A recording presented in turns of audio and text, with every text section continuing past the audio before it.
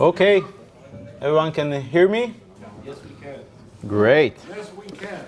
Yeah. So let's begin. Before we begin, how many are just starting their startups? By raise of hands.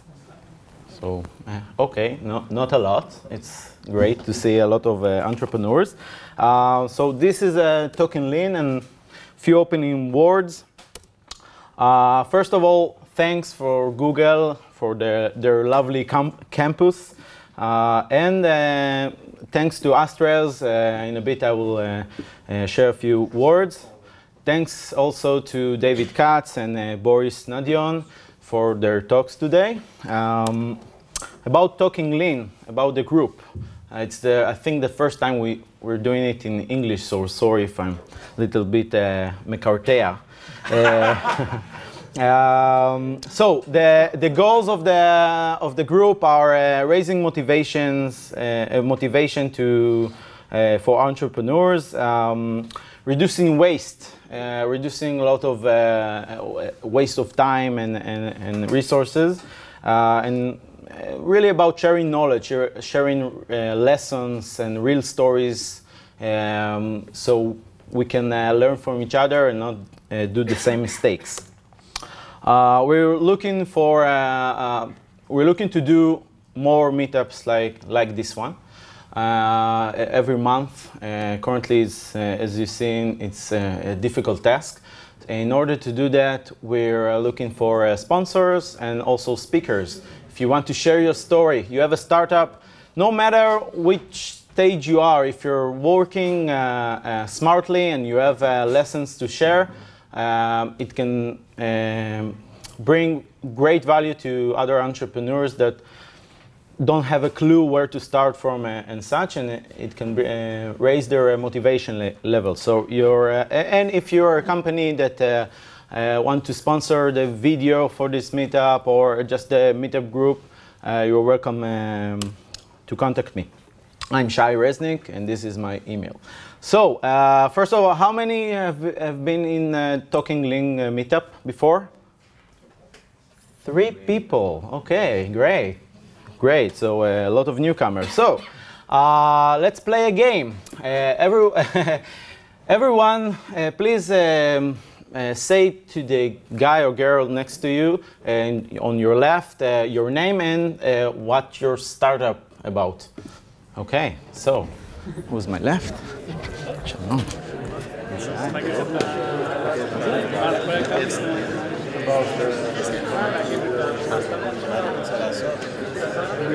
So, okay, before we continue to the first lecture of David, I want to ask one more question. Who actually read the Lean Startup? Listen does count. Listen, read, no. Okay, half of the people. Running Lean, the book Running Lean. Okay, even less. Okay, so we have a lot to cover. Okay, so before we continue, I want to just share a few words about Astrails. In the last meetup, Boris came to me and told me he wants to sponsor the 3 meetups in this group and want to contribute to the community. It's a free event and it's for the community. And I know Boris from about a year ago or so, when I consulted to a startup and we were looking for a development company that will take the lead on the development. And I must share that it's one of the development companies that are more focused on doing what's right, doing the lean way, doing only what you need in fast time. And I'm you know, it sounds like a commercial, but it's really from my actual experience. If I didn't know him, I wouldn't say it. So let's welcome Boris to give a few words about Azrael. And it is the reason that we have the video for later. We've been working with startups from 2005 and working about 100 projects since then. There are two things that differentiate us from other companies. First of all, the technologies that we've been using. We work with Ruby on Rails since 2005. We were co-founders of Ruby Group Israel. We talk about different open source technologies. My partner Vitaly literally wrote a book about Rails. And we always investigate and evaluate new technologies. So we always use the most cool and most interesting technologies out there, not because they're cool, but because they add real value for our customers and allow to solve problems faster and finally cheaper to our customers. And the second thing is our general approach. We are big fans of lean development, from adaptive development. It's from development point of view, which maps to a lean startup and customer development approach from business point of view. So we usually try to do as less, to apply as less effort as possible to get as much value as possible. Trying to stay on 20/80 value and literally by applying 20% of an effort getting to, applying 20% of an effort getting to 80% of the value and then move on. I will talk more about lean development software during the second talk. So this is end of the commercial. Thank you very much.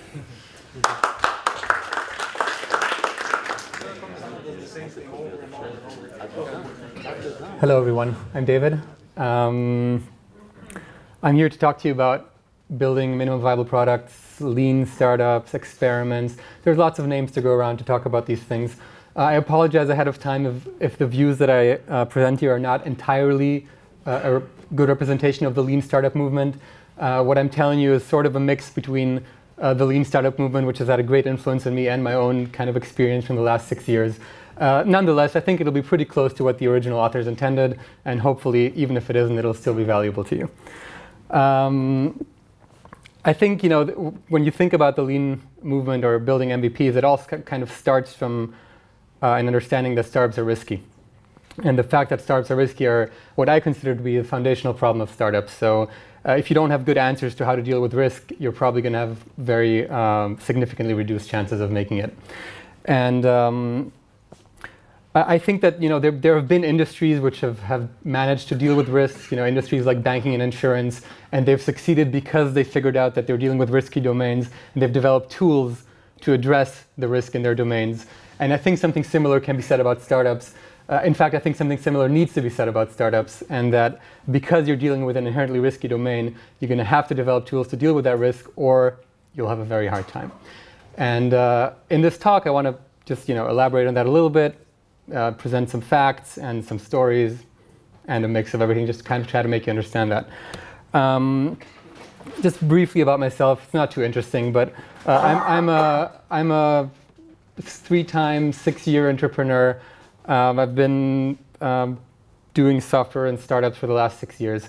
My first company was one of the first, or maybe the first iOS development company in Israel. Then I started 2 startups. I'm a designer and a developer and a startup person by training. And that's it. Getting right down to it. I like to think of a startup. Oh, by the way, a few administrative things. If you have any questions while I'm talking, just raise your hand. I like to have just, you know, an open conversation. So whenever you want to ask something, just lift your hand. There will also be time for questions in the end. Yes. Can you explain briefly those 3 projects? Sure. I mean, I will go into them. You know, I will go into them later, except for the first one, which I won't go into. The first one was a software consultancy. We built projects for many companies, maybe 30, 40, 50 apps over the last 6 years, from startups clients to Fortune 500 company clients. And actually, it was a great lab for learning because I went through I don't know, maybe 50 product development cycles, and I've kind of had to learn how, kind of see some patterns in how product development works and kind of reach some of these conclusions that I'm going to tell you about. The rest of the two I'll explain a little bit later. So, a startup is a theory about the world. What do I mean when I say that? Well, actually, I think it's 3 theories. There's 3 separate theories when you're engaging in a startup. The first theory is that you can build whatever you think you can build. It turns out that that's not always true. A lot of startups just fail to ship anything, and that's why they fail. The second theory is that whatever you're building has a market. So that's some group of people who are interested or willing or willing to pay for what you're building. And the third theory is that you can actually reach that market and tell them about your product. Now, all of these things have to work for your startup to work. So you could have the greatest product, but if nobody cares about it, then it won't work. You can have the greatest product and some people really care about it, but if you won't figure out how to reach these people, it also won't work. So all these things need to work. Now, from my experience with startups, and I should probably also mention that I have a teaching position here at Google Launchpad, which is also happening in this space. It means that about once a month we do a kind of an intensive, sort of like a boot camp for startups where 20 to 30 founders are here for about a week, and we try to teach them the basics of startups. And so from my experience, for over the last 6 years of maybe talking to a few hundred startups, the first part is relatively easy. Although you'd be surprised how many startups fail to ship, but that's relatively the easy part. So usually, especially for a technical startup, where there's engineers, if you think you can build something, you can usually build it. But the second and the third part are very risky, and that's in fact where most of the failure is. And not that you can't build what you think you can build, but that you build it and nobody actually gives a fuck, if I may say that. I'm going to swear from time to time. I hope that's okay with you. I want to convince you that this is actually a problem. So I want to demonstrate the risk in startups from 3 separate sources. The first source is from venture capital data. Venture capitalists, as you know, invest in a lot of startups, and they sometimes do us the favor of opening up some data about how their investments are performing, and that's a great way to see kind of what the risk in startups is. There's one of my favorite venture capitalists is a guy named Peter Thiel, or Thiel. He is pretty famous, as it goes between VCs. He co-founded PayPal, and he's one of the first investors in Facebook, and he manages a lot of money and invests that money. And recently, I think last year or 2 years ago, he did a great course at Stanford. It was called CS 183 Startup. And some guy actually blogged a transcript of the whole course. So I would warmly recommend to all of you, if anybody here is interested in startups, you should Google this and read the whole course. It's pretty long, it's very in-depth, and it has a lot of interesting insights. Specifically for this talk, one thing that came up in Thiel's course was a graph that he presented about venture capital returns. So he kind of opened up some information about how returns looked like for his fund. And this was a graph that he showed. And what you're basically seeing here is there were 20 companies in a given portfolio for 1 year, or for one portfolio. And you can see that most of the companies, and it kind of on the bottom axis you see the companies, and on the top axis you see how much money the fund made from those companies. And you can see that most companies lost money, so they had less than 1x return, and 1 or 2 companies actually made money. When you break this graph down, it looks something like this. So about 15 companies out of the batch had negative returns, about 3 companies broke even, and about 1 to 2 companies had some interesting success. Now, if you know anything about the way that venture capital deals are structured, you'll know that in cases of moderate kind of break-even outcomes, the founders don't usually see anything. Because what happens is, whenever you get some investment, there's something called liquidity preferences, which means basically that investors get whatever money they invest into your startup out first, and only then, if there's additional gains, founders will see anything. So I'm going to guess that in this portfolio, about 2 teams actually made significant, at least financial success, and 18 didn't, which comes out to about a 90% failure rate, which is pretty staggering when you stop to think about it. And I mean, I wouldn't bring this up if this was an isolated case. This is not an isolated case. In fact, VCs tend to open up their data from time to time, and this is kind of the general picture that you'll see every time somebody talks about this. This is sort of the success rates for at least venture-backed startups. Moving on to another source, stories. So this was kind of data, now a little bit more anecdotes probably. I have a habit of looking into a kind of successful entrepreneurs. You know, it's a hobby of mine to see what these people do and what they've done in the past. And almost everywhere I've cared to look until now, you'll find a long kind of string of failures, you know, between the successes, which they obviously had. There's too many to list, but you know, just to give you a taste of it, Steve Jobs, probably the granddaddy of successful entrepreneurs, has a long history of failures. These are only a few. There's actually much more. Probably some of you never even heard of some of these things. That's what failures tend to look like. Not a lot of people hear about them. But rest assured that all of these things were highly kind of invested product efforts with lots of meetings and high budgets and projections and whatnot. So a lot of effort went into these things, and you probably never heard of them. We also have some local stories here in Israel. Probably one of the most famous Israeli entrepreneurs, Dov Moran, he invented the disk-on key, and it was a great success. And then his second company, Modu, was kind of a miserable failure, and was sold for a few $1 million after a couple of $100 million of investment, and it failed to reach any traction. They pretty much tried to revolutionize phones like half a year before the iPhone was invented.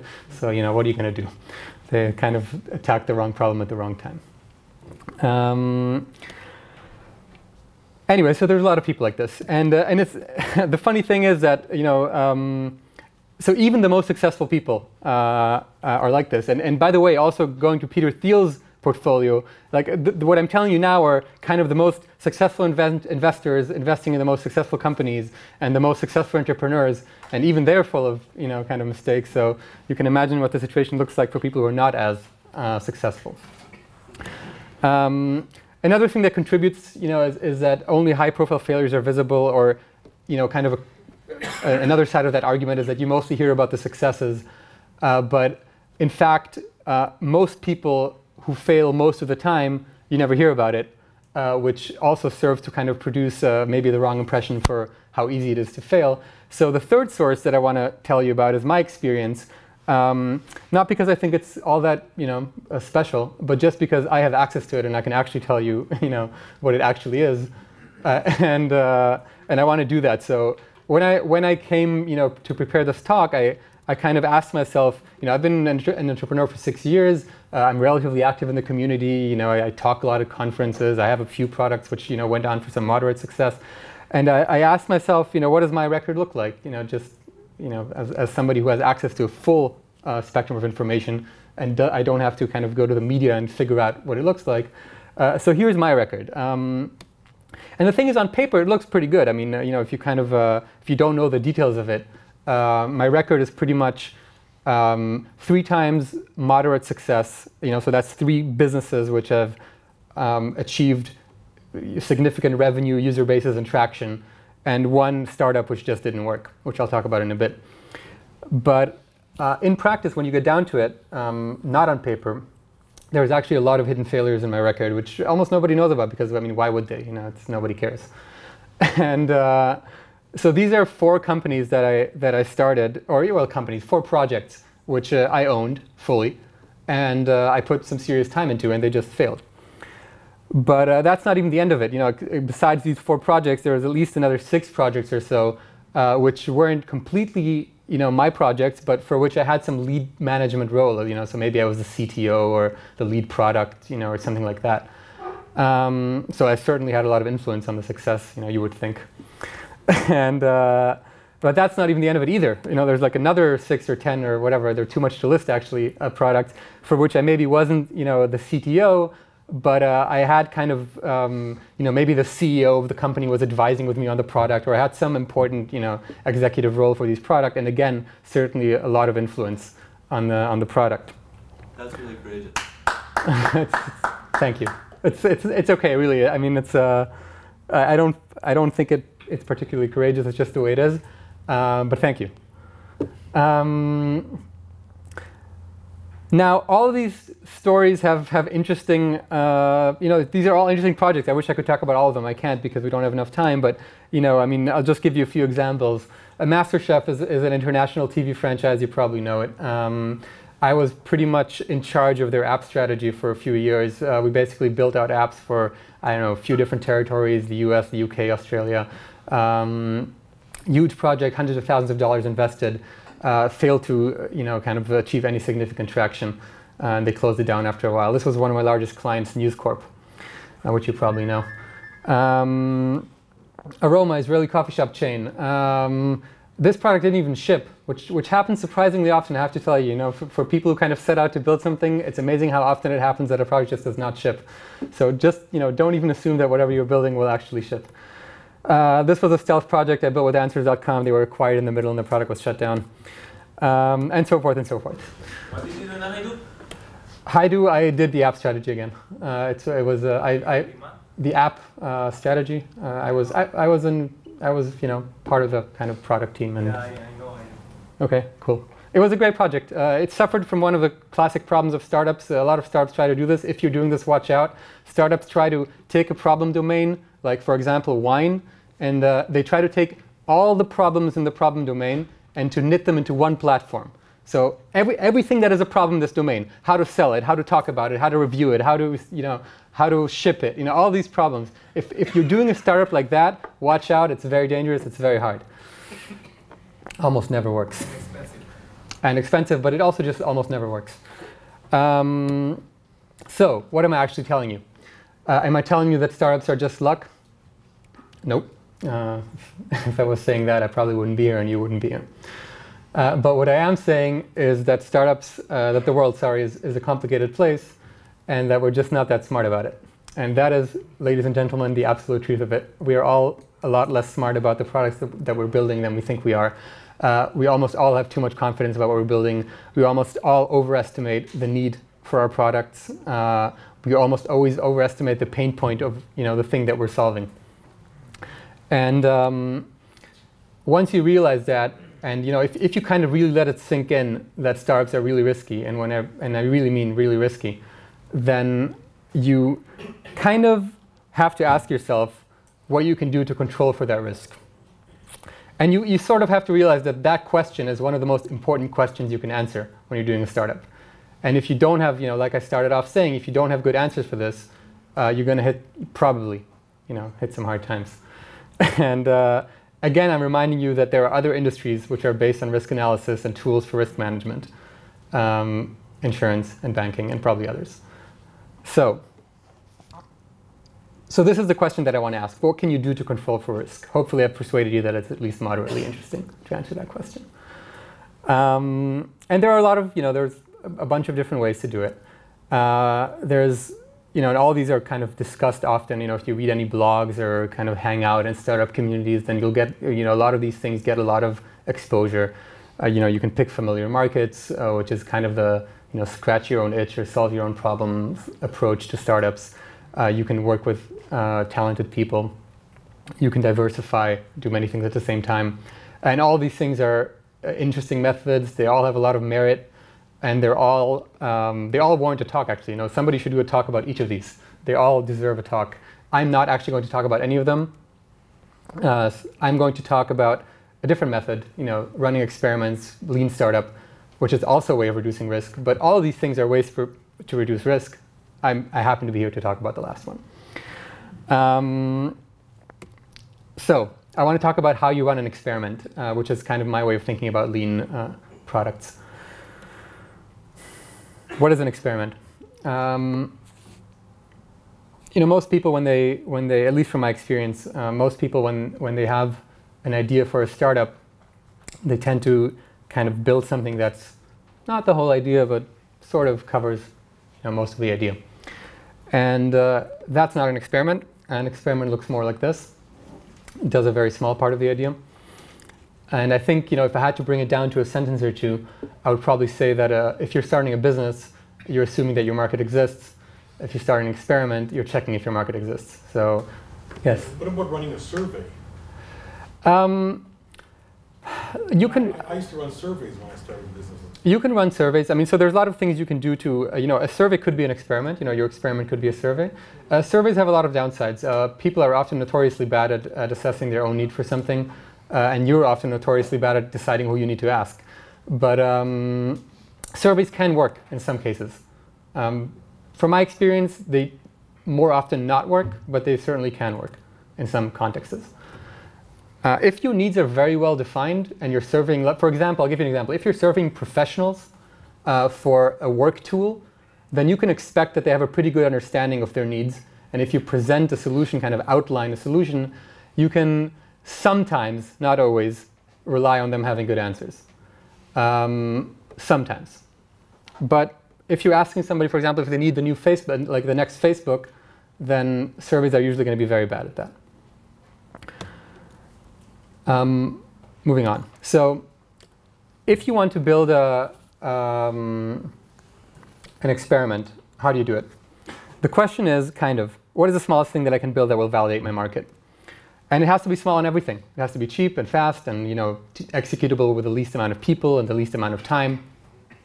And I think Boris will also talk about this later. I heard Boris mention the 80-20 approach, and that's a great kind of rule of thumb. If you can build 80% of the value in 20% of the time, that's what you should be aiming for in building a minimum viable product. But I want to kind of expand on that and offer to you a framework for thinking about products, which I use, and I hope it'll be useful to you. But this is the way I think about it, and maybe you'd like to think about it like this too. I like to take a product and think of the kind of the functional modules that it's made of, kind of what different components go into it. So for example, if you have a browser, all these things are part of a browser. You have kind of a browsing window and your bookmarks and your search box and so forth. And what I like to ask myself is, if you don't have a feature, kind of if you take one of these things out, what do you lose? And when you start to think about your features or your modules in this way, you kind of start to see that some things that really matter to your product. So you take them out, you lose your product. There's no more product. And some things you take out, and it doesn't really cost you all that much. It's kind of the same product with minus some nice to have thing. So for example, in a browser, you really need a browsing window. That would suck, a browser with no browsing window. A search box, you don't really need it, but at this point browsers are very competitive. Probably lose most of your audience if you don't have it. All the way down to features like share URL, which I don't know if you know it, but almost every browser has kind of a, you go to File, Share URL, and then it'll open an email like with the URL pasted in. It's a feature, I swear. Like every browser has this. Is anybody using this? Nobody. Amazing. Usually there's one guy using it. So this is a feature of browsers. If you were building a browser and you left this out, it would be safe to say that this probably wouldn't affect the success of your browser. I think if you start to think of features in this way, then you kind of naturally start to, or I think it's kind of a useful way of looking at your work or your features or your modules present itself. There are core features, things which kind of, if you don't do them, there is no product. At the bottom, you have nice to have stuff, kind of things which you don't really need. And then in the middle, you have a very wide range of important stuff, but not core stuff. Now, this is probably the most important thing that I have to say in this talk. And this, the problem with MVPs is that most people get it wrong in the sense that, everybody wants to do MVPs today. I mean, whenever I talk to startups and I ask who here wants to build an MVP, almost everybody raises their hand. Who here, by the way, wants to build an MVP for their startup? Okay, all right. Sorry, yeah. Who here doesn't know what an MVP is? I should have asked this at the beginning. Please raise your hands if you don't know what an MVP is. Okay. An MVP, so I'm kind of explaining what it is right now, so hopefully that'll be useful. Anyways, what most startups tend to do, and this is sort of a mistake, is they take the bottom 20%, the bottom 20%, the nice to have stuff, and they say, well, I'm not going to do that. And that's my MVP. And that is a grave mistake. If you do that, you will basically get very little value out of this concept of a lean startup and the MVPs, because you will essentially have saved 20% of your time, which is nice, don't get me wrong, but it's certainly not going to make a huge difference to the success of your startup. What you really need to do, and this is kind of my main message to you in this talk, what you really need to do is attack the broad middle of your product and rip out 80% of your effort. If you're not going to do that, you're not going to get value out of the lean startup movement or MVPs. So if there's anything that I'm saying here that you want to kind of take home as a lesson, then this is the lesson. If you want to get value out of MVPs, you have to reduce your scope, your effort, by 80% by ripping out all the things that are important, but do not cripple your product completely, sort of. And I will give you some examples in a bit. It should, of course, be said that startups and products, as they mature, they kind of start filling out more features, right? So in the beginning, you go for the most important stuff, and then as your business builds out, you keep kind of doing the less important stuff. So you've got to start at the top. Now, how do you do this? Well, I'll tell you how I try to do it. Yes? What are you saying that what about the nice-to-have features? You're throwing them away as well? Or? Yes, you're throwing away the nice-to-have and the major features. Yes, you're sticking only to the core stuff. I'm sorry, I need to update that graphic too for have the yellow area extend on the whole thing. Yes, you're throwing everything away that is not core. How do you, I'll tell you how I try to do this. When I build a product, and I'll give you some example in a second, is I ask myself, what is this product for? Like, why am I building this? What is the value in this product? And then everything that I don't need, so I take everything out as long as I can keep telling myself that the product fulfills that basic story. So as long as people can do with this, even if it's hard, as long as people can do what I think that they need to do, I'll kind of take it out. And examples will follow shortly. Sorry. Yes. Yeah, go ahead. What do you mean story? A story, okay, a story. Yes, it's kind of like a use case. I will go into examples shortly, and just keep that question in mind. If I don't answer it within like literally 5 minutes, yeah, it's a good question. If I don't answer it in like 5 minutes, just raise your hand again. Okay, great examples. This is a startup that I did. It was called Skills. The kind of vision of the startup was that resumes are bad. And it's very hard to hire people, especially developers, and that there's a lot of valuable data online, and that should be somehow useful for hiring people. Anyone who's ever tried to hire developers knows that it's a bitch, basically. Resumes are incredibly unreliable as a predictor of quality or anything, really. Now, I'll skip to the end of the startup. It didn't work. But it's not like it didn't work in some kind of lame, kind of, nobody cared kind of way. And this is another problem with startups. Startups often, and I've made this mistake certainly, startups often tend to overestimate kind of feedback. So one guy tells you that you're building something interesting. You're like, yeah, this is going to be $1 million business. But so this startup, for example, didn't work, even though we had thousands of qualified signups from our target audience. At some point, I even negotiated with the lead recruiter at Mozilla to integrate the solution, but ultimately, it just wasn't really good. And so we did a pretty good job with the marketing. So people were very excited about what we're building, but in the end, it really wasn't that useful. So it didn't work. But what I want to tell you is kind of a brief overview of what the product was and why it didn't need to be 80% of what it was. So Skills, it's a system for analyzing candidates based on their professional activity. Okay, so developers, they put their code up on the internet. They talk about questions and answers to technical problems on the internet. The idea of this product was to take all of that and to turn it into something interesting for employers. It had an application page. That's where you kind of would apply to a job. You would kind of say, my name is David, I'm applying, here's my GitHub page for my code, and so forth. There was a module that crunched data, the smarts of the product.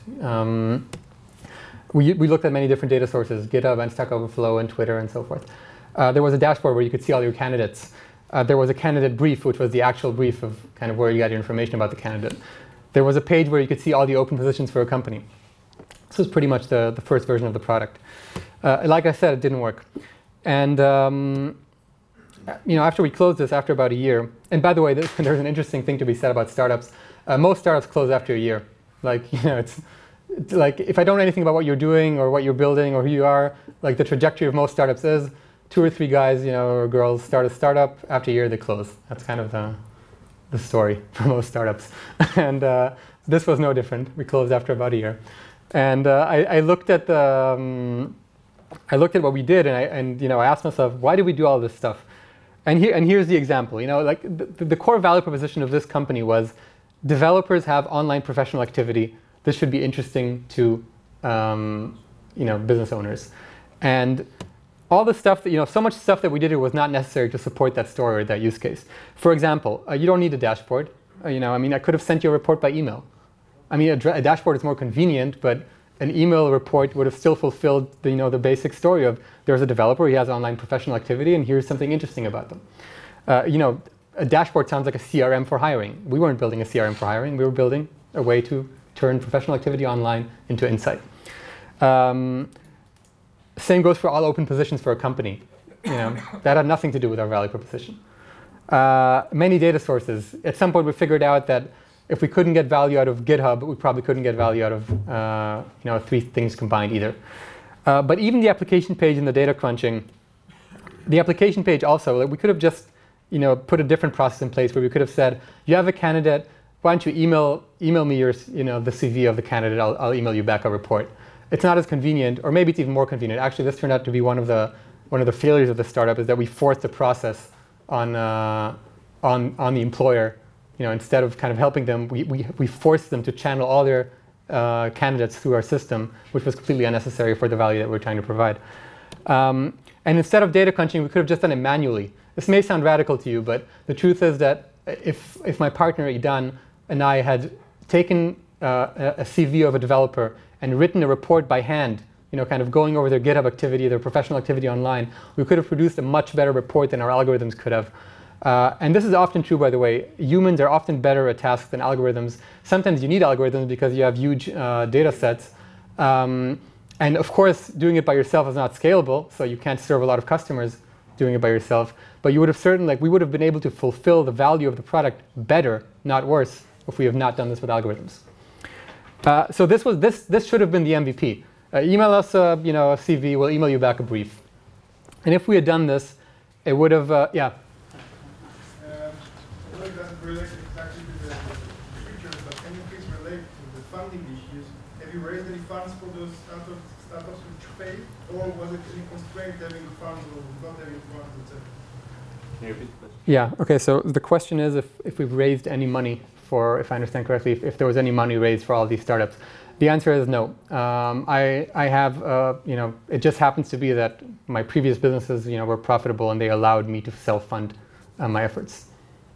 If that answers the question. Okay. And so I looked at this and I was like, oh my God, this would have been perfectly fine as kind of a basic answer to the value proposition that we were trying to provide. But we just didn't do it, and we spent at least 5 times as much, effort than we should have on this product. Yes. And in a consumer product, does the UX is necessary for the process? This is a gray area. Right. So the question is, if I understand correctly, if a good user experience is an important for consumer products. Yeah. Well, it depends. It depends what you're trying to do. It's generally, user experience tends to matter more for consumer products than non-consumer products, but there's no clear-cut answers to this. For example, Amazon doesn't have a particularly good user experience, and it's a consumer product. It was 99, so. I think more relevant than the fact that it was 99 was the fact that it allowed people to do something that they really cared about that they couldn't do on the internet. So if today you can come up with a consumer product that enables people to do something that they really care about, then your UX can be okay and not great. It depends. It's a difficult question, but generally it matters more. But it depends on what you're doing. I'm sorry, I can't. Sorry.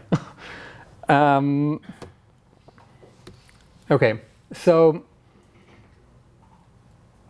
So this was a huge waste of time, basically. And then we closed, actually, and it's a shame because I still think that the basic value proposition is still interesting. Their resumes are still terrible, and there is still a lot of professional activity online that developers engage in, and that really should be useful. Why do we close? It's a good question. Because like I said, there's sort of a fundamental kind of psychological rule for startups, which of course it's no law of nature, but startups tend to close after a year. At some point, people run out of motivation.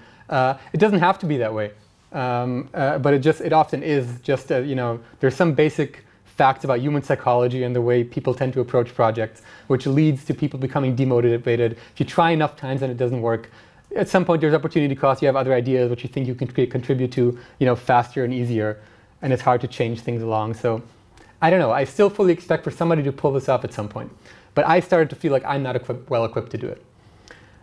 So I stopped. And then I started my second startup, kind of burned by this experience. And I told myself, okay, this time I'm going to do everything different. And so Mixtiles is a completely different startup. It's a consumer startup.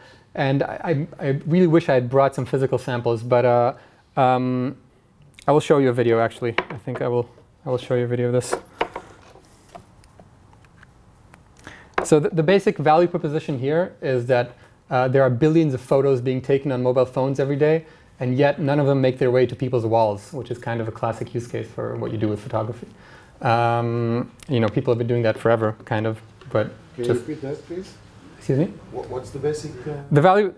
Great. The basic value proposition is that.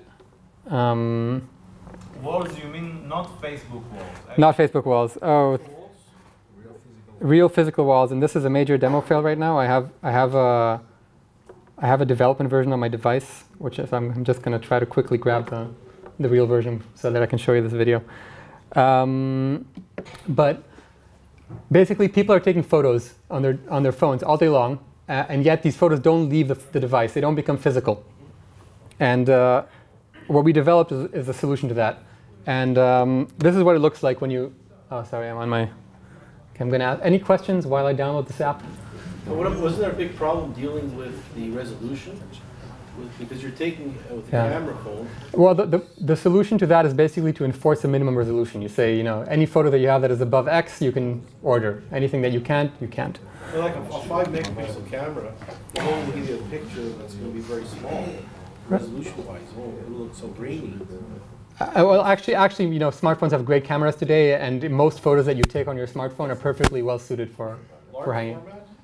Well, no, and this is a part of the so right. Let me show you this video. I think it'll explain it quite well. So you pick your photos, you send them in, you get a package, you hang them on your wall. They don't damage your wall in any way. There's no nails. You can snap them off. Like that.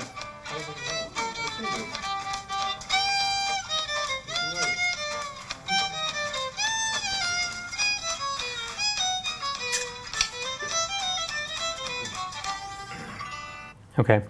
I wish I had brought some because they make for quite a cool demo. Those in your house, I imagine. Yeah, my house is full of them. So you see, they're not a large format, which is working within the constraints of what you can do. This is what they look like on your wall. This is one of our marketing photos. It's canvas? No, it's not a canvas. But maybe come up to me later, and I'll give you the details of the format. So when I started this startup, I thought, okay, this time I'm going to do everything different. I asked myself, what is the most minimal thing I can do? How can I MVP this thing properly this time?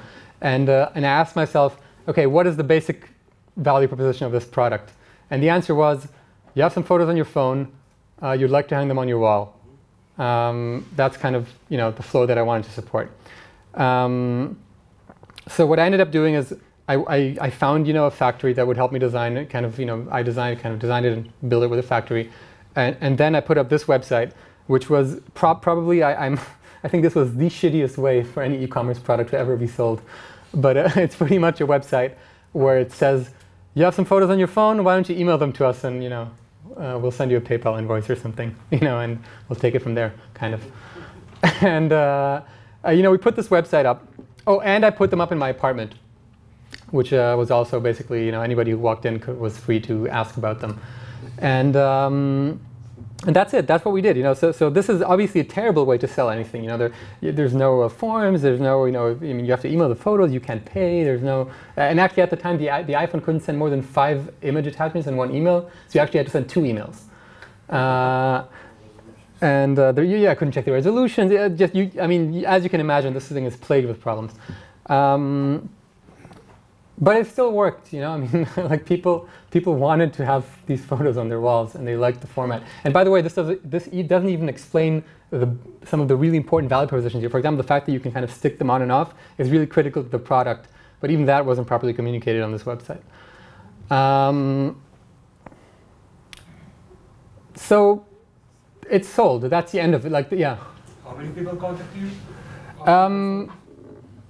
We sold like $1,000 of this before I moved this to the next stage. How many people visited this page? A few hundred. Yeah. So the question was how many people visited this page, and the answer was a few hundred. Yes. Why taking them on and off is considered one of the minimum viable product? Again, I'm sorry? Why taking the pictures on and off considered part of the minimum viable product? I mean, it's not the answers the need to take the photos off the wall and put it on the wall. That's a great question. The question was, why is the easy gluing a part of the minimum viable product? And because it doesn't answer the core user story of you have some pictures on your phone, you want to get them on your wall. The answer is it isn't, and that's why this website also doesn't say anything about it. When I went to design the product, it wasn't all that much of. I mean, I kind of had this idea for that it should work this way, and it didn't take a lot of time to get it to work this way, but I didn't try to market that point, until later. I hope that somehow answers the question. It's I think this product could have worked without it too. And it did, in fact. Like when I sold it in the beginning, there was no word said about the gluing. And of course, later, maybe I should show you the app, to what it's evolved into. But basically, we sold about $1,000 of it like this, and then I started to build, kind of the vision as it was imagined, where you have this really nice app that integrates with your photos, and you can pick them and pay and so forth. And and this is it. You kind of you can just kind of select your photos and you put in your shipping address and you kind of get a receipt and you can order it. And also another interesting thing I think is that when after the first phase worked, it's not like I set up and I invested like 6 months in a new product development cycle where now we did everything the way that it needs to be. The way you do like this MVP thing is you build it out in stages. So the first stage was like ultra minimal. The next stage was not as minimal, but still not kind of fully fleshed out, right? So for example, even the app as it is right now, you still get a PayPal invoice and you have to pay it by email. There's no billing inside the app, and that's going into like one of the next versions. But again, when I asked myself what are the most important problems to solve with software, being able to pay well in the app was not at the top of the list, so it just didn't make it into the. It wasn't a part of the next core kind of value phase. How long has this been going? 5 months, 6 months. It's from Israel, or where is it not here? This is currently only selling in the United States, where most of the market is. And yeah. How do you get traffic to the page first? Do you invest in ads or? Well, yeah. I mean, the general model here is an advertising-based model. So this was a business that was kind of conceived to be kind of your classical advertising drives revenue, drives profits, drives more advertising, drives more revenue, drives more profits, kind of model. Mostly, it's mostly using Facebook mobile installs. So if you're building a mobile app, I can pretty much recommend that. However, I don't want to get too much into marketing, because this is a talk about product, but please come up to me later if you want to talk about marketing. I'm happy to talk about it. Okay, moving on. Next product. This is called Hashchuna. Who here knows Hashchuna? Okay, nice. Some people. This is a way to sell and buy stuff with your neighbors. It's you put up something for sale, you see what your neighbors are selling. That's pretty much it. This is the app. You can kind of see it. Somebody's selling a Nike collection. What is a Nike collection? You can send, you can kind of send them an SMS that you want to buy this if you're so inclined. It's like Craigslist for the neighborhood, right? You can do a search, a couch. Right now it's only in Israel. These are all the couches around here. There's categories like fashion. You got some jeans, some sunglasses. Yeah. This is quite the well-used product today.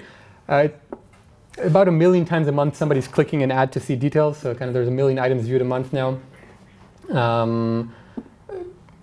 Yeah, it's consistently like one of the top downloaded apps in Tel Aviv. Like if you open like the Near Me kind of new tab in iOS 7, then it's often there.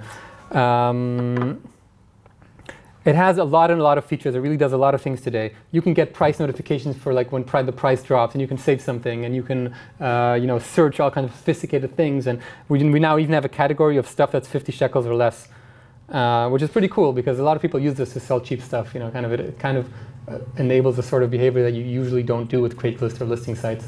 So this is all stuff that's cheap. Come in English as well, or just right now it's only in Hebrew. We're actually working on. And it's on Android as well. No, only on iOS. Also working on that. Selling a goalie for 1 shekel. Selling a what? Around the first item. Only for 1 shekel. That looks like spam. I should probably flag that. Flagged.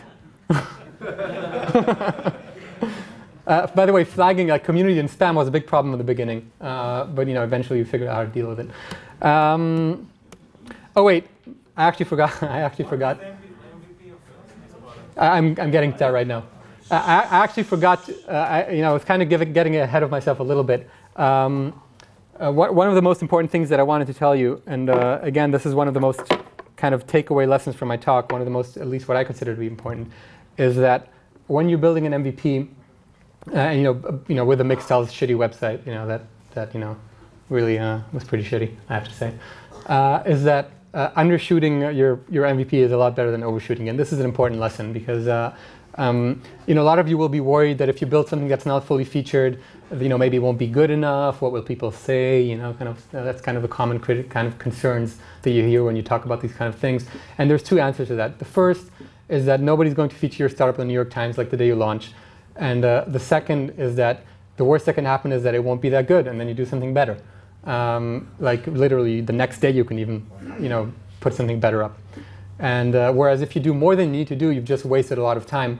So really do not worry about building. So there's just no sense to be made in worrying about your product not doing enough. You'll find out soon enough. You'll just do something better. Back to Ashkuna. Now. Sorry, this is kind of old data. Now, what I want to tell you about Ashkuna is like the product that I showed you now is very mature. It's been through about 1.5 years of development. It does almost everything that its users wanted to do. But when we started, it did almost nothing that its users wanted it to do. And so these are some critical issues we had at launch. The loading was terrible. It took like 15 seconds to show anything. But the most funny bug was that the sort order was wrong. And this is an interesting story. I could have never predicted this. Basically, when I built this product, I decided to sort the items by how close they are to you. I was like, well, duh. It's an app for selling stuff in your neighborhood. I'm going to show you the stuff that's closest to you. Kind of made perfect sense to me. That turned out to be a grave mistake because basically what happens, and I really could not have predicted this, is that the things that are close to you stay close to you. So if somebody puts up, a couch 5 meters from you, that couch is going to be 5 meters from you forever. And every time you open the app, you'll see the couch because it's the closest couch. And the experience that you get is the same 3 products, is what you see at the top of the list.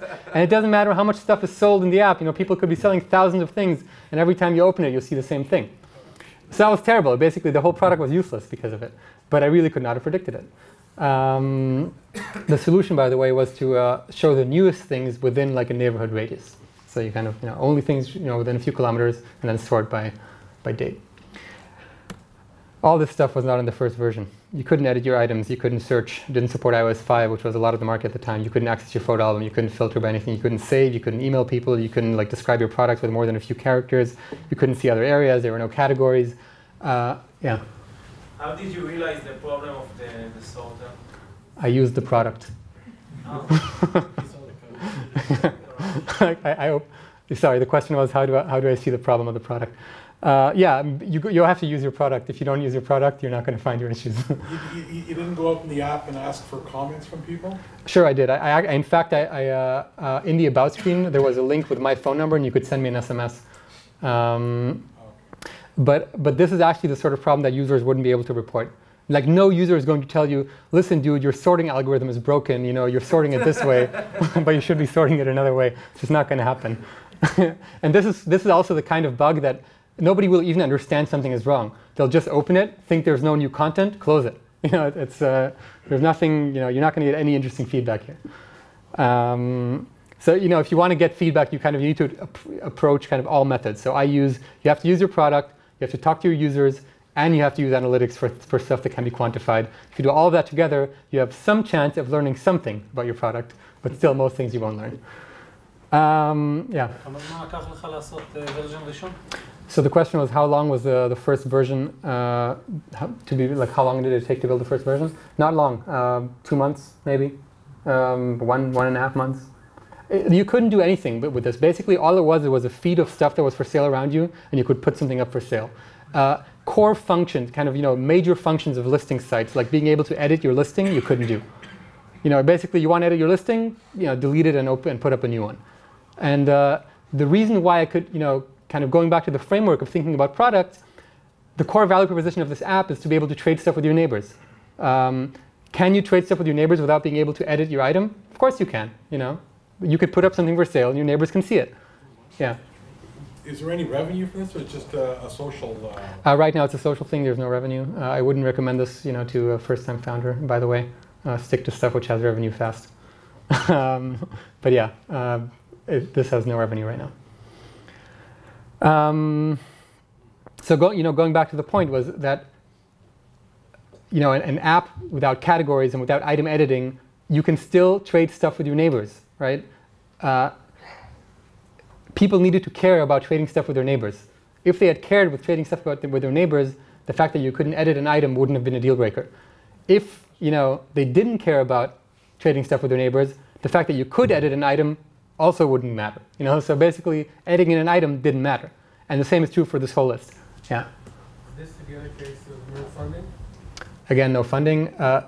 I'm not. So there was no funding on this. But, well, there was funding. Self-funded. Yeah. Self-funded. Yeah. You broke the process into parts. How did you know that this part was successful or not? Lots of people started using it and complaining hundreds of times a day that features are missing. That's when did you know to go to the process to the next step? Well, you put out an MVP, you market it, and you see what the reaction is. So I wanted to build a product that helps neighbors trade. I built the simplest product imaginable to do that, which didn't have all these things, because that's not necessary for helping neighbors trade. People started using it. Thousands of things were being put up for sale. My phone was ringing all day with complaints from angry users complaining about all these things. Why are there no categories? Why can't I edit my items? Why can't I change my neighborhood? And so forth and so forth.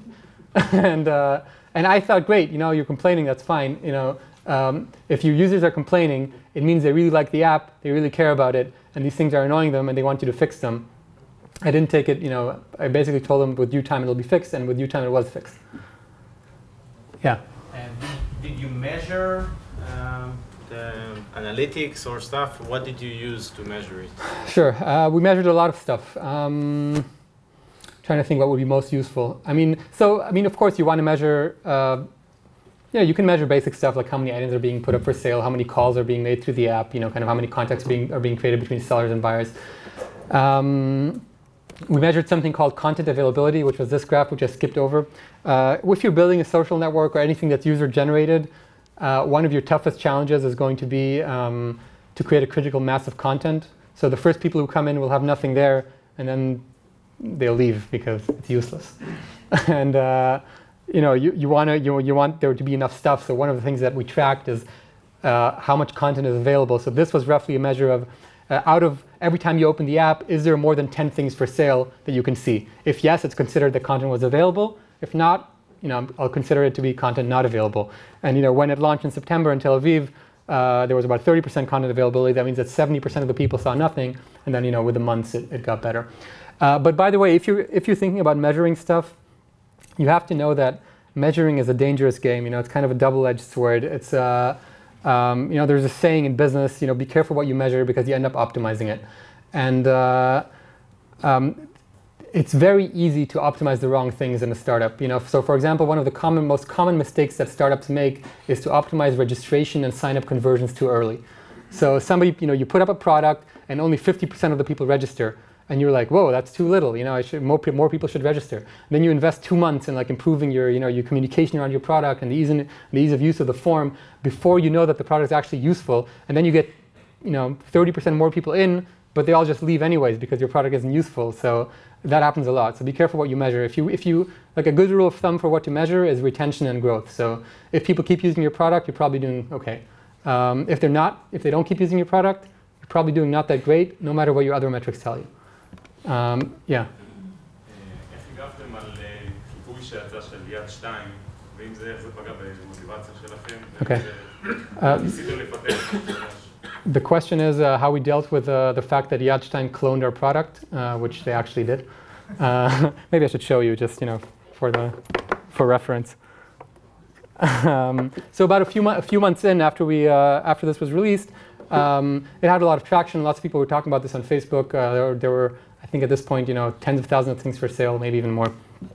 And I guess, Yadstein, which is, the prevalent listing site in Israel, started being scared. They released a clone of the product, which they called Yadstein Baktana, which literally copied every screen and every feature and every button and every bit of text of this product. This is what it looks like. You couldn't protect anything? No, not really. So this is what it looks like. It has exactly the same feature set, the SMS, the calling, the feed, everything. That was the, I just wanted to say, to make a comment. I mean, your initial slide was, you talked about, something that you wanted to do, that you're going to be able to do it.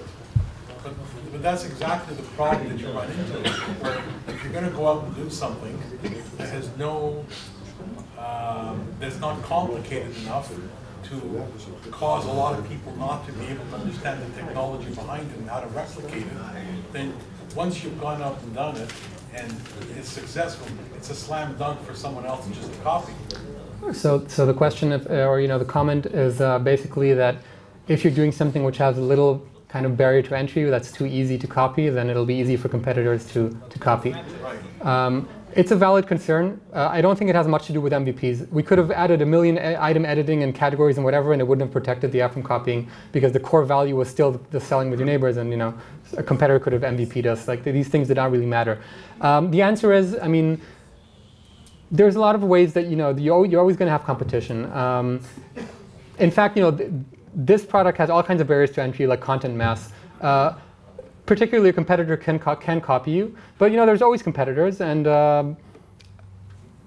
you kind of deal with it as you go along. Copying Facebook is easy in theory. There's nothing particularly difficult about implementing Facebook. On the whole, if you can build a business that's reliant on proprietary technologies, I wouldn't tell you not to do it. You should. But there are a lot of ways to go about business, and there's all kinds of strategies which can work and which can't work. And generally, I find that worrying about competition is not that important. Particularly, for example, for this product, when Yadstein copied it, it was already a successful product. Otherwise, they wouldn't have copied it. They copied it because it had tens of thousands of active users and traction, and and it provided value to people, and it still does and did. And to answer the question, it didn't affect the product almost at all. People kept using it and still are. Okay, I'm going to summarize. Thank you. Right, thank you. Wait, but this should actually work.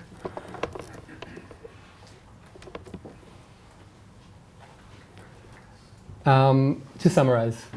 Am I summarizing yet? No, I'm not summarizing yet. Here we go. I'm summarizing. Building a startup is like a theory. There's 3 parts of the theory. The marketing is the hard part. There are solutions to deal with risk. Think about dealing with risk. It's important. Running experiments or minimum viable products are one way to do that. And this is actually the slide that I needed to show earlier, where in fact what you want to do is cut out most of the work out of your product if you're going to get any use out of it. Remember that cutting this stuff out will not significantly hurt your chances. In fact, it will probably serve to focus you on what really matters about your product. You can build as many features as you want that are not valuable, it won't matter. You'd spend 3 years building a product, with complicated features. If you don't hit a basic value proposition right, nobody will care. Do something small. Think about what your value is. Thank you.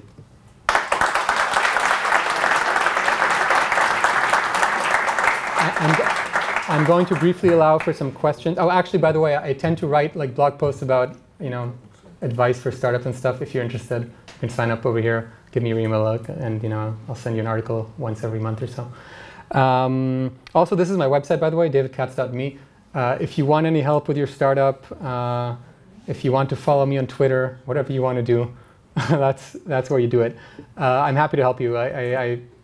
Just really, if I can help you with anything, just email me. Yes, questions? Yes. When you get no reaction or bad reaction for your potential market, do you always assume it's something bad in the value proposition? It's never a bad minimum product? No, not at all. The question was, if your minimum viable product doesn't work, does this necessarily mean that your value proposition is bad? Could it not be that you failed to market it or something like that, right? Maybe they're not convinced. Your users. Yeah, right. So I would call that a marketing failure. Basically, you failed to bring your point across. You failed to reach the people. No, of course not. There's no there's no one size fits all rules here. Everything is possible, and if your minimum viable product fails, then you will need to think hard about why it fails and try to address these concerns, in an upcoming iteration of your strategy. You might want to change the product. You might want to change the way that you market it. There's no answer. But either way, if the problem is the product, then the minimum viable product helps you think about what to do. It's not the end all of everything. You still need to create something of value. Still need to find people who care about it. You still need to make them believe that it's valuable. I hope that answers the question, somewhat. Yeah. There's one slide about that the MVP does not equal less quality. Right. Can you talk about it? Yes. Thank you for reminding me. One of the common concerns. So the question was, does an MVP mean that it's a bad product or that it has bad quality? And the answer is no. It's a common misconception with MVPs. Because people think, well, you're ripping out stuff, so you're taking out all the quality. But the answer is no, you're not taking out the quality at all. An MVP serves to fulfill a basic value proposition. If you're fulfilling the value proposition, you're helping people do something that they want to do, your product is valuable, almost by definition. It will not be a bad product. It might have some rough edges. People will complain. People might shout at you that you don't have this or that feature, and they'll still keep using it because it fulfills the value proposition. So an MVP is not a bad product at all. You cannot do a business with a bad product. That's not going to work. If your product is bad, nobody will use it, and you won't be able to build a business on it.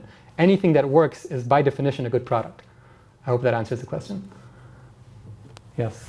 Yeah, you mentioned before about comprehensive solutions that look at a lot of different fields or an all-in-one solution.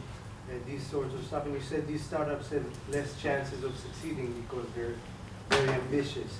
My question is, isn't the experimental approach of lean startups a way to choose which solution is the best to focus on the research? Sure. The question, as I understand it, is I said before that trying to solve all of an industry's problems in one product is difficult, and isn't an MVP a way to overcome that?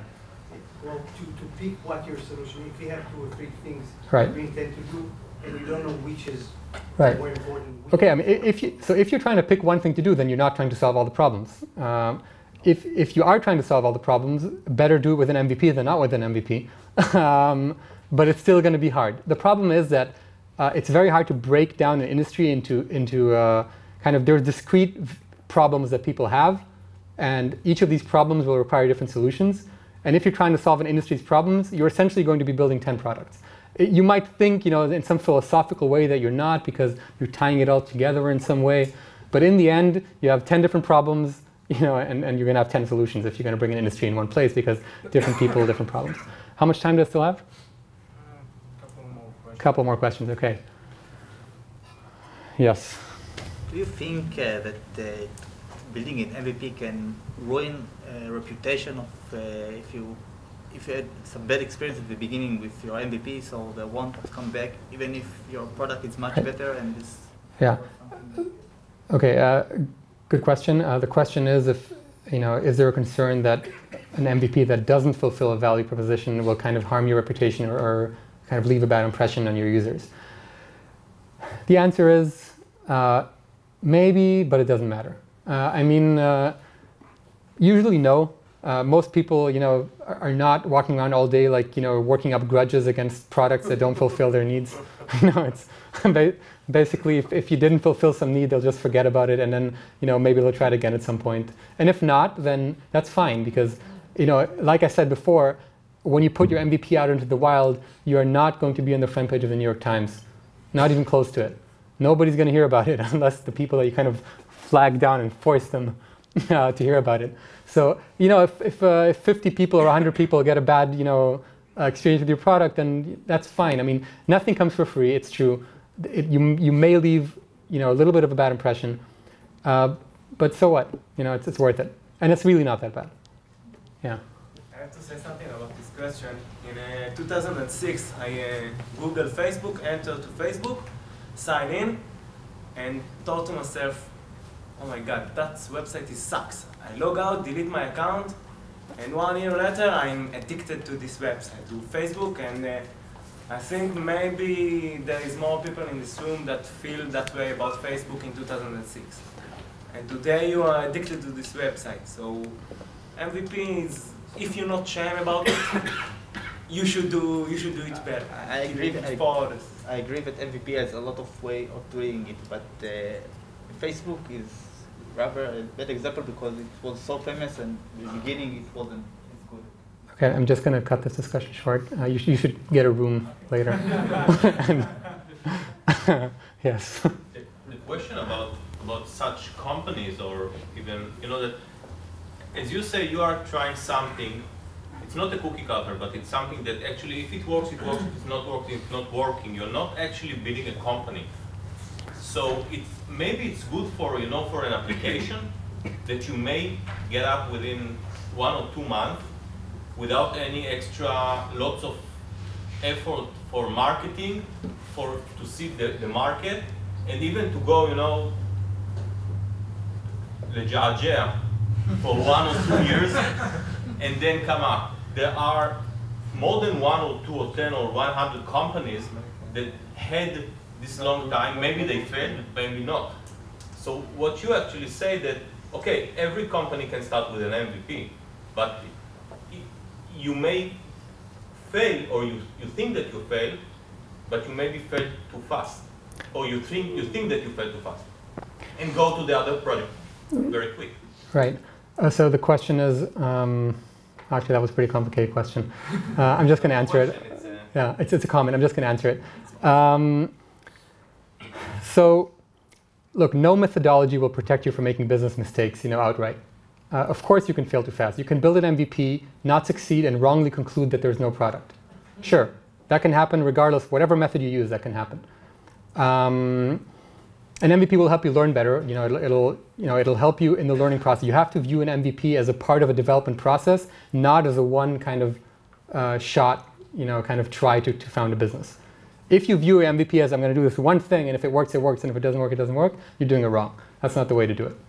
So, and I'm not trying to say that. An MVP is a learning tool. You do it to test value propositions, to get something out to the market, to learn, to improve. Does that answer your question? Also, an important thing to say, I'm sorry, is that an MVP doesn't have to take 2 months to build. An MVP is something relative. It's relative to the value that you're trying to provide. It can take a week, it can take a year, it can take 10 years. I don't know what you're trying to do. It has to be something valuable to your audience. If it's not going to be valuable to your audience, it's not going to work. So to be more precise, when you have an idea and you want to build a startup, you have to analyze and to see how long it will take you to get into the market and how much money or not money you will need to have to work without money, with money, in order to, because if you see that you have to build an MVP even for 3 months, but you have to put efforts in marketing for 1 year, you have to know it, that it's not 1 or 2 months for for traction, and if it's not working, it's not working. It's part of the strategy. Right. So the question was, what if the MVP takes 3 months, but you need to market it for a year? An MVP is not a replacement for an entire startup strategy. you cannot build a startup only by building an MVP. You know, it's not. I mean, it's a powerful tool, but it's not that powerful. You know, it's great, but it's not that great. you need to think about what you're doing and why you're doing it. There's no substitute for that. An MVP for a large amount of startups, and when I say large, I really mean large, probably more than 90%, will greatly increase your time to market. It'll reduce your effort. And, you know, that's about what you can expect from it. And that's a wonderful thing. You know, so if you get that, you'll get a lot of benefit from it. Yeah. Last question. Last question, yes. Okay. Mine. Yeah. Sorry, Shai has dibs on the question.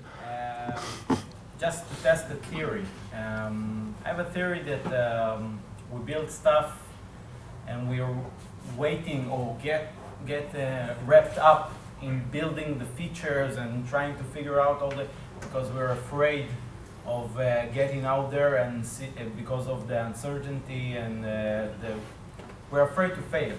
We have this magnificent idea in our heads and we don't want to hear that it won't work. So from your experience working with a lot of startups, how many get caught up in this loop and maybe it can, and what are the ways to break the loop? Right, that's a good question. So how many? A lot. In fact, most startups build a lot more than they need to build. In fact, that's kind of my main role at Google. In the Launchpad program is to address that issue. It's what I focus most of my time on. What you can do about it, a few things. I think I've touched on all of them. I mean, the first is to understand that failure is common and that you shouldn't be afraid of it. The second is to focus on what you're building by remembering your value proposition and what features you need to fulfill the value proposition. And the third is that undershooting is not a big deal. That's you remember that. If you're worried about what your product will do, and it doesn't do enough. Really, I can't say this enough, nothing will happen. You'll put up a product, some people will hit the website, nobody will do anything. You'll be exactly where you were one day before you launched it, and you'll just think about your next step. Just remember that. I think we have two more questions. Okay, good, nice. I'm getting like more questions Is there an @ symbol in your email? This is not my email, this is my website. If you go to my website, davidkatz.me, all my contact information is there. Oh, that's yeah, I'm sorry, I should have said that. Yes? Have you used problem or solution interviews at all? Have I used what? Have you used problem or solution interviews? They talk about it running late. Problem and solution interviews. If by that you mean talking to potential customers about what I'm building, I certainly have. Talking to them about what their problems are. I don't tend to do that. I don't mean to discredit it as a strategy. I think it's valuable for some people in some contexts. I'm generally a big fan of solving problems that I have kind of relatively a lot of experience with. Kind of the scratching your own itch kind of method. Talking to people is great. I mean, I'm more of a, let's build the fastest MVP that I can and then test an actual product on people versus interviews. From my experience, interviews, they have a lot of pitfalls. It's very easy to go wrong with interviews. It's very easy to get the wrong impression. So if I can, if I'm reasonably confident and I can build something in a short time, I'll try to test that. But I'm not saying anything against interviews. By all means, interview your customers. Yeah. Say you got your MVP, you got your main core value proposition. One or two features you think are the core value proposition. You make an MVP, go to the market. But in the market, there are certain other products that are less good in this certain feature, but they have a complete solution, many features. So a normal user might say that yes, it's a neat feature, but you're not giving me a complete solution, and they won't use this. They won't use this MVP. So what's your game? The thing is, so the question is, you build a product that lacks some feature, and other kind of competing products have that feature. So what happens if your initial users kind of miss that feature and say that it's not a valuable product for them? No, it's not just a feature. It's a collection of features. Against products that have complete set of features, and you come in with a tiny MVP. Product. So my answer to this is, if your product doesn't do something very interesting, that other people are not doing, or that other people are not reaching, or other people are not, kind of, at least to some people, you're reaching an audience for which you're doing interesting things that other people are not doing, your chances are pretty low as it goes. I mean, for example, if I tried today to compete with Yad Stein proper, like let's say I would build a website that follows the same model, then I could MVP it or not MVP it, it wouldn't matter. Like, it would be very hard to compete with that. On the other hand, if you're doing something that is valuable in a way that other products are not, the fact that you have, quote unquote, feature completeness will not go a long way towards ensuring your success. In fact, I would probably even go as far as saying that feature completeness is not that meaningful a term, because, once you're doing something that other people are not doing that is valuable, you've created, a sort of space of your own. Now, granted, if you're going into a space with a lot of competition, depending on what your value proposition is, your MVP will look different. If you're there, you can't always do the same thing. It depends who you're competing with. But generally, your minimum viable product should answer the question of, why, what is the value to people, and that value should be enough. I know that sounds very abstract, but I'm sorry if that didn't answer the question. Yeah. That's it. Okay. Thank you very much.